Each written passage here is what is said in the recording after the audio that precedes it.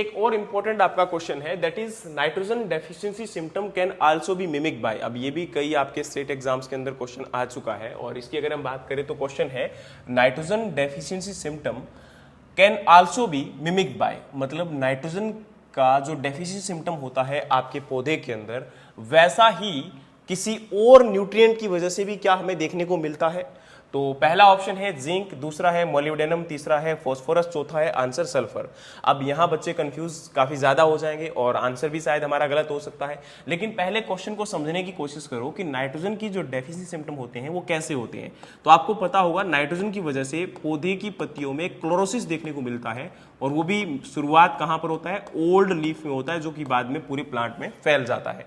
तो हमें पत्तियों से मतलब नहीं है, इसमें जो डेफिशिएंसी होती है वो किसकी इसकी वजह से क्या हो जाता है, क्लोरोसिस, यानी कि पूरा लीफ जो है वो येलो हो जाएगा, और विद वेन्स जो है इसमें क्या हो जाती है, पूरी येलो हो जाती है। अब आपको पता होना चाहिए कि नाइट्रोजन जो है वो एक प्राइमरी न्यूट्रिएंट है, और यहां पर हम लोग ज्यादातर जैसे कि फास्फोरस को देखकर कंफ्यूज हो सकते हैं कि इसकी वजह से क्या वैसे ही देखने को मिलेंगे। तो आपको बताना चाहता हूं कि नाइट्रोजन, फास्फोरस, मैग्नीशियम और पोटेशियम और मोलिब्डेनम, अब देखो ये सारे के सारे ओल्ड लीफ में इनकी वजह से डेफिशिएंसी सिम्टम शो होते हैं।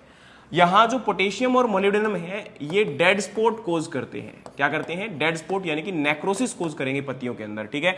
तो इसमें आपका जो मोलिब्डेनम है वो यहां पर आ गया, तो इसका मतलब ये तो बिल्कुल भी मिमिक नहीं करेगा, क्योंकि हमारा नाइट्रोजन की वजह से डेड स्पॉट कोज नहीं होता है, केवल पत्तियों के अंदर पीलापन हमें देखने को मिलेगा।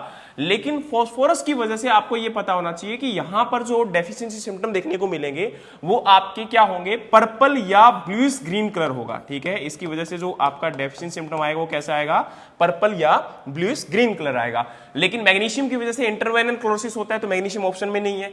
वहीं अगर हम बात करें तो जिंक आपको पता होगा पौधे के अंदर लिटिल लीफ या फिर रोसेटे फॉर्मेशन या white bud of maize, khaira disease of rice, ऐसे डेफिशिएंसी सिम्टम शो करता है जो बिल्कुल इरेगुलर होते हैं ओल्ड और न्यू लीफ दोनों के अंदर।